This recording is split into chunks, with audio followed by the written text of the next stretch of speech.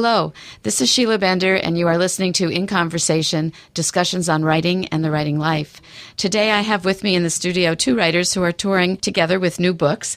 Cheston Knapp from Portland, who is the managing editor of Tin House Magazine, and Curtis White, who is from Port Townsend and the author of many books.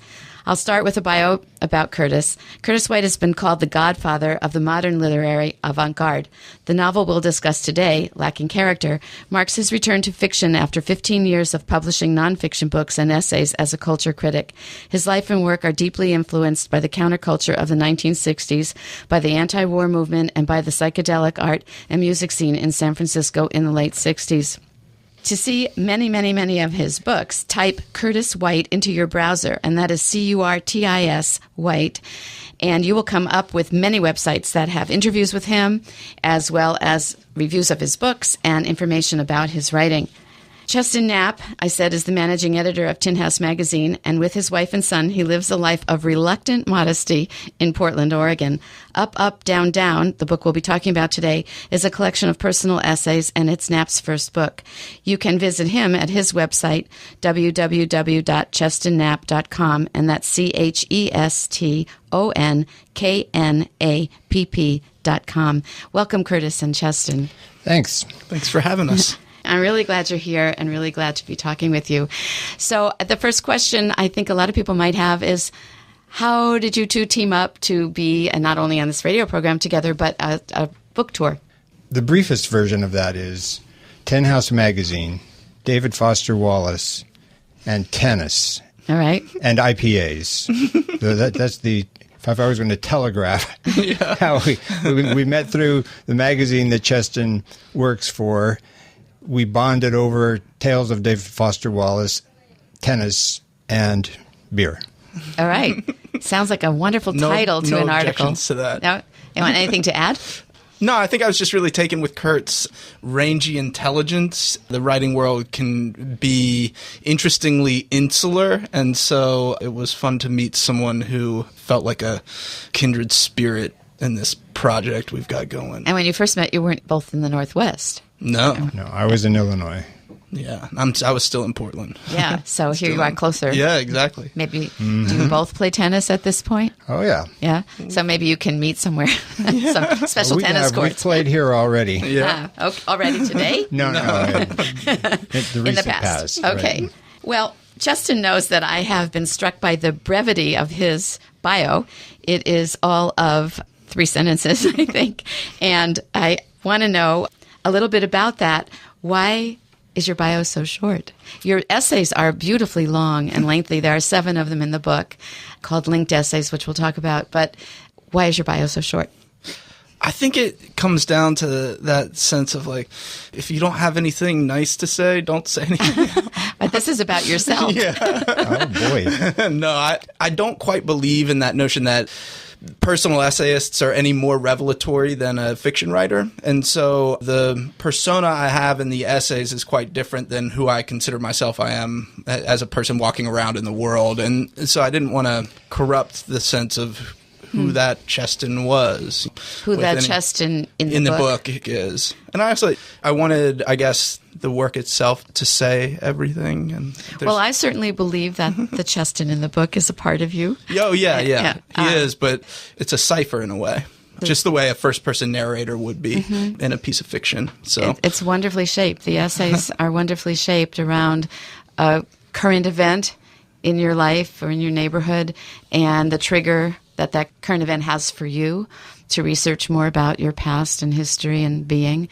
And then I think the literary part of you surfaces too, about shape and about what we can and cannot do as writers, and how our writing life is different than our real life. Yeah, that's very true. Yeah, I enjoyed that aspect of it so much. And of course, learning about wrestling, amateur wrestling, and a murder in your neighborhood, and UFOs. all kinds. Yes, UFOs, skateboarding. Yes, all these things that could go on in my life, but don't exactly. Right. And I believe, they are the true things that are happening in your life, and what you do with them. It proves again to me that when people are the most particular about events and perceptions, they are the most universal. So even though, of course, I haven't seen a UFO and don't really follow those stories too well, and certainly never went to amateur wrestling, thank God, have not experienced a murder in my neighborhood. All of the feelings that arise, all of the ways you look at things speak to me. And so I appreciated it very, very much. Thank you. That's the goal. I think you put it really nicely there. The more particular that you can be, that's where you approach the universal. I think that's really true. So with that, we'll move on to Curtis. It says, crazy characters. In your book, we have a Marquis who is sent a message to the Queen of Spells. The message is brought by Percy, a subhuman being. Who's Golem. Who's been created by the Queen of Spells, who forgot about creating him. Yeah, it was he briefly overlooked his existence, right? Forgot him for a couple of months. And yet, even though this is so fantastical, it isn't, because we live in this sort of crazy, overwhelming, overstimulating world with artificial intelligence and the rise of robots and all of that. But even so, there's something very universal. The Marquis plays video games all the time. Percy doesn't. He wants to go to community college. I've read that the setting of the book is set in a thinly veiled Normal, Illinois. I tried as best I could to murder the particular in this book, so we're a good pair in that way. Yeah. You are going to do a little bit of reading, and maybe we'll be able to start that way and then hear what we think of the murder of the particular. Okay. So this puppet-like character named Percy has arrived in the town of N and met with the Marquis and somehow managed to get lost after meeting with the Marquis. And after a period of months, this character, the Queen of Spells, has to go looking for him. So she comes over from the Isle of Islay to central Illinois and is looking for Percy. When the Queen of Spells left the Marquis, it was clear to her that she would not get any help from him or anyone else in this strange place. She was on her own. She would have to provide her own resources, and fortunately, as we have seen, she was not lacking in them. The first thing she did in order to make her task manageable was to reduce the town to the size of a shoebox. In this fashion, she was able to lift it, turn it this way and that, get the lay of the land, so to speak, peek in a few windows, and generally satisfy herself that she knew the place. It should not surprise you to learn, knowing what you already know of this odd Middle Western town, that most of the townsfolk found their new tiny reality excessively liberal. Organizations were formed, protests planned, and the, quote, bigger party was formed, offering a list of candidates for city council and mayor. But many business and civic leaders found the new tiny reality interesting, as they themselves expressed it. A banner was strung across Main Street encouraging people to, quote, celebrate the new interesting. Inevitably, the local college students seized on this as an encouragement to party, and in short order, the celebration became one of their infamous beer riots. It could have been a lot worse. The students generated leaders, as the swamp will spawn frogs, and a Facebook page for the party was created. Students from all over the state were invited for the biggest, baddest keg fest ever. One can only imagine the disappointment when the out-of-town revelers, having driven all the way from Carbondale and Charleston and Macomb, discovered that N was only a lively shoebox. After some consideration, the out-of-town revelers concluded, "Whatever, man," and drank their beer by the side of the road, amusing themselves, and it was funny, by flattening the little town and using it as a frisbee. Fortunately, by the second day, the students had emptied all the kegs, returned home, and collapsed back into their sodden apartments, after which the more balanced opinion of the adults came to the fore. At a memorable meeting of the town council, residents complained that the new town felt cramped. The mayor said that he understood their complaint, but they should acknowledge that there were very positive payoffs for the new downsized municipality, and folks needed to take them into consideration. For example, he offered, property taxes would essentially disappear since the largest estate in town now could be covered by a postage stamp. And most city services could be eliminated since they could now cut the grass at the park with Granny Osage's pinking shears, and the thimbleful of garbage they generate each week could simply be dumped outside of their town box into the old big world, where it would be no larger than an average sparrow poop. I don't need to tell you how persuasive these ideas were for these simple people. They were all for it. Sadly, all of these arguments became moot when the city's liability lawyer observed that many people had been taken to the emergency ward at local hospitals because of various bumps and bruises suffered as the Queen turned her toy town this way and that, not to mention the calamities they all suffered while being thrown around like a frisbee. He said that if the town in any way recognized the new interesting as settled law, the town would face multiple liability suits for damages to person and property that would drive it into bankruptcy. A disappointed "oh" filled the room, and one thin graybeard angrily complained that federal regulators should keep their hands off our freedom to be as tiny as we want.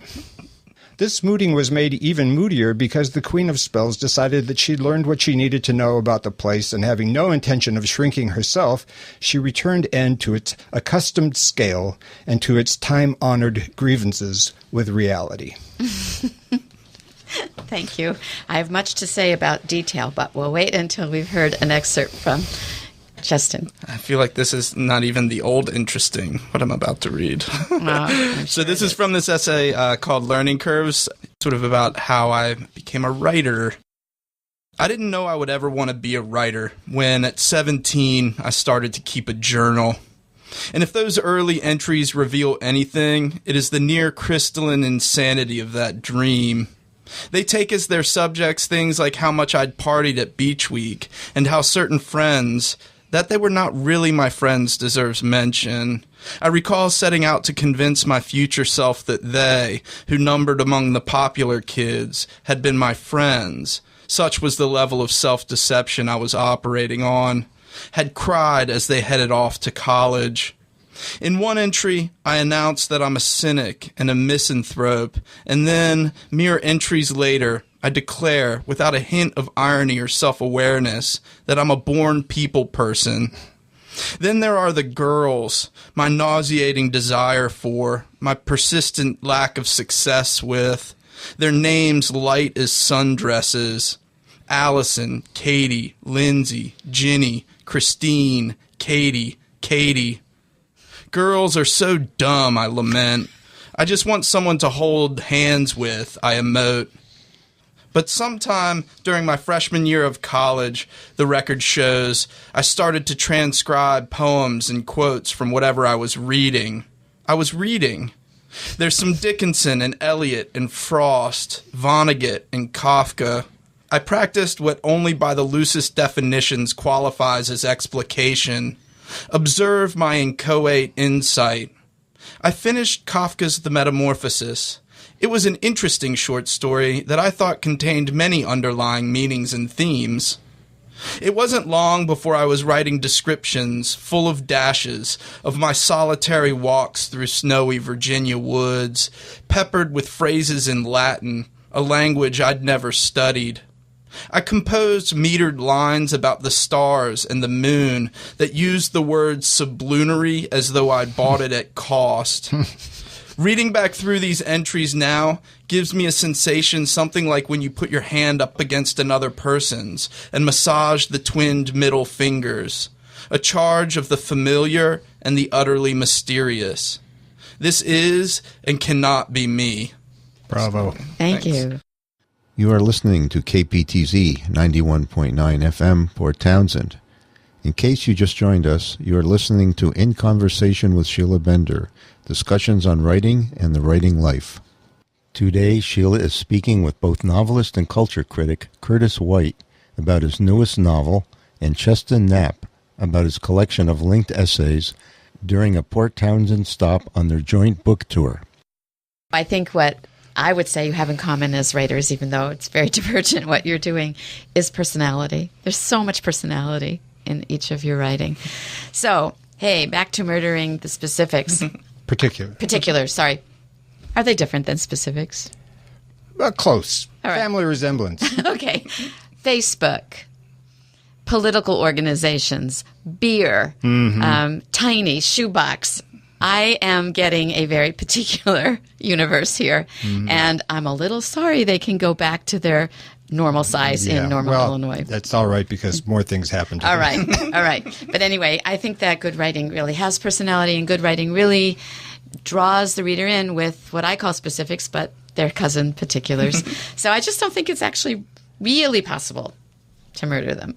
I'd like to. Okay, well, that's different. I mean, yeah, we don't get to do what we'd like to always, let alone as authors. That brings me to something that you say, Cheston, in one of your essays, that after a very sad occurrence where your wife suffered a miscarriage, you realized that you should say it in your language, what you could do as a writer and what you can't do as the narrator of your life.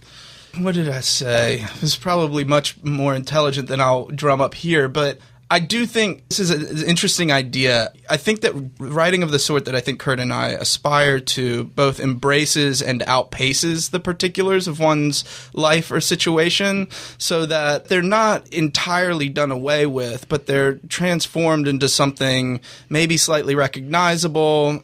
There's some way that it distances itself from the banality of just a thing as it is in the world, right? This is something I think we end up talking a lot about, the transformative power of art. And the Russian critic Shklovsky calls it estrangement. In other words, the particulars of a recognizable world may be there, but they've been estranged in some ways. And for Shklovsky and for us, I think that process of estrangement of the real or the estrangement of the particular is a kind of liberating gesture. In other words, literature for us is something that is supposed to free us from a kind of over-prescribed or quotidian or an oppressive even perspective on reality. Right. It's exhilarating. And the way poet teachers of mine, what they have taught me, which is at least related to what you're saying, is that they would say often the words are smarter than I am, that the words that came out in their poems came through them, and they didn't take ownership in a certain way, and they found wisdom that they wouldn't have thought they had. So what you said was there were many things you could do in your writing, but one thing you could not do is be the author of your life. You used the word expecting, that you and your wife had been expecting, the friends of yours were expecting, and what a delightful word that was, as if your life can go according to plan. And then you realize it can't. Right. And I just love that opening to the fact that we can only do so much as writers, but we can, as you're saying now, lift ourselves from what's going on in our lives to something, what would we call it? Bigger, beyond, more intelligent? I would hope it's bigger, just because of that, what Kurt mentioned, feeling boxed in by something. I'm pretty dissatisfied with the way the world is, and it would be a shame if that were the given. I think that the freedom we have to be the narrators of our situations or whatever world we want to live in, we're able to sort of participate in that creation. Yeah. And that's how we make a new world, really. Yeah. In some ways, there are political thinkers who do that and want to enact change in this world, and I think they're aspiring to a kind of artistic living that we hope to do in our just daily practice of it.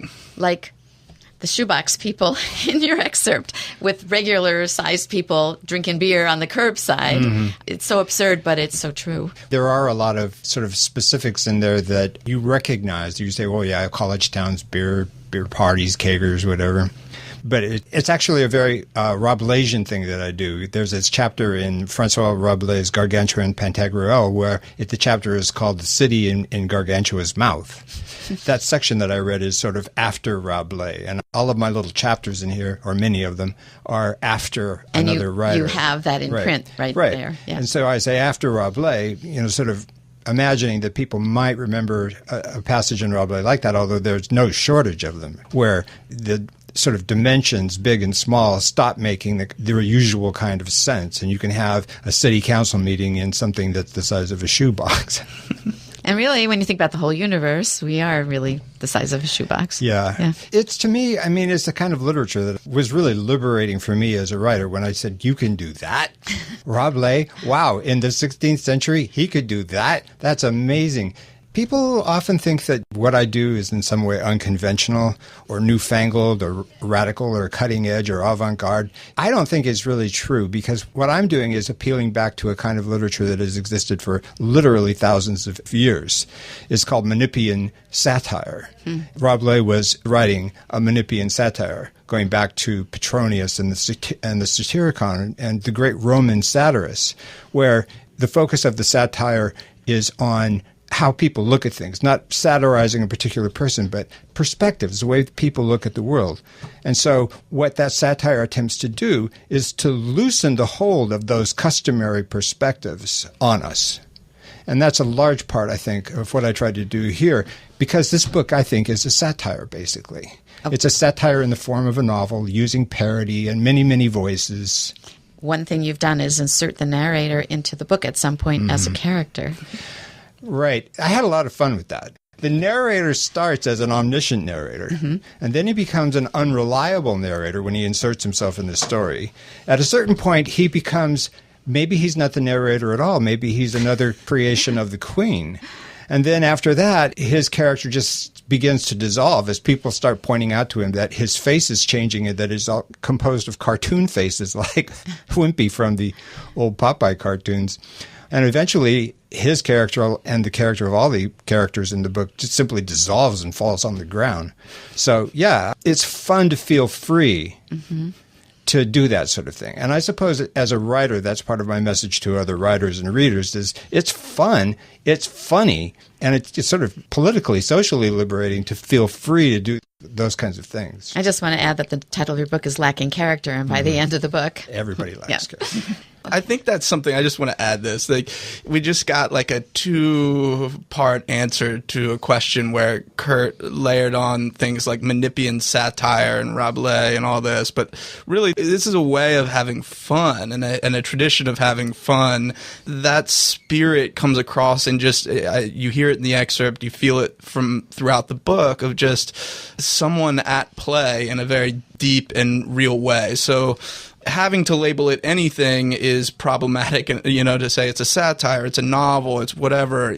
That's already to start to put it into that sort of suffocating box that we were talking about. And that's how we live now in literature. Yeah, yeah. Wait, is it a memoir? Did it really happen to you? Auto asphyxiation. Yeah, auto asphyxiation. Is that an in-joke? Yeah. No, they call that, the auto-fiction is that practice of putting oneself in the narrative. Auto asphyxiation. No, it's just auto-fiction. Oh, but you did say asphyxiation. Yeah. Asphyxiation. Well, he said I was strangling myself, or someone was strangling someone. I forget what he said.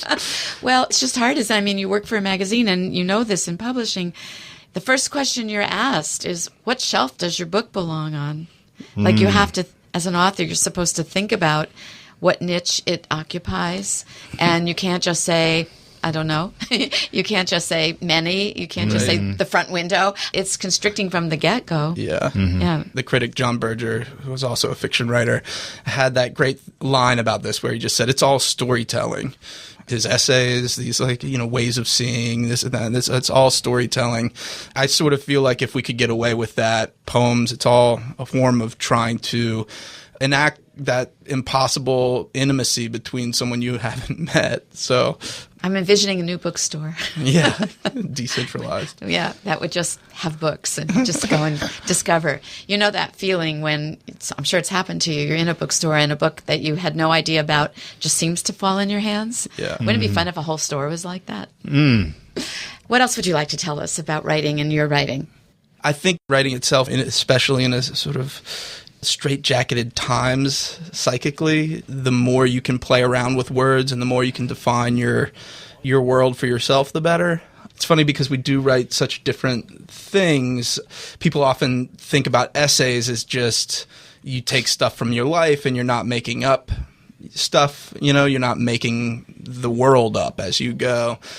And that's never really rung true to me. It feels as creative or imaginative, the sort of goal in writing essays as writing fiction. I don't know, Kurt, you've done both. How does each book to me, I try to reinvent the whole thing. I really try not to write the same book twice, not only in terms of the materials but in terms of the way it's written, right. The way it's structured. I'm a very architectural writer, so each book I want to have a different kind of architecture, different kinds of ways of thinking about how to organize the book, I suppose is the simplest way of putting it. The most wise advice I've come across with writing is like 6 words by this critic named Guy Davenport, the Kentucky writer. And he had this book that was named after an essay he wrote, which I don't like as much as the title. And it's Every Force Evolves a Form. That's about the best that it gets for me.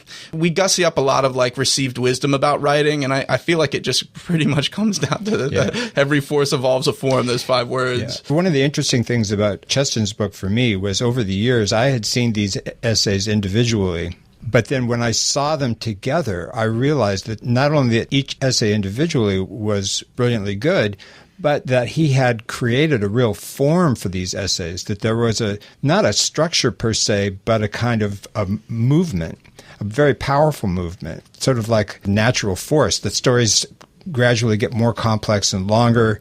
And they also get more sort of emotionally and morally powerful as we get towards the end. So it's a amazing book to read. It's not just a collection of essays. It's a real kind of drama. Mm-hmm. I had that experience, especially you have an epigraph quote at the beginning. Here I am, a stinking adult. Is that Ashbery? Yeah.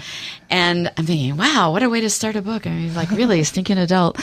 And then by the end, the narrator, who is different than you, is an adult, has gone through memories of childhood, memories of untangling family history, memories of events that happened in college, and then really having to grapple with the stink of adulthood. Right. I felt that so much. And the word linked comes up sometimes in descriptions of your book, but it's more than linked. It's what you're talking about, Kurtz, that it's a body, it's a form, it's a movement. Yeah, and that was the fun part of taking these 7 essays and trying to find a way to make them all resonate with one another and vibrate against one another.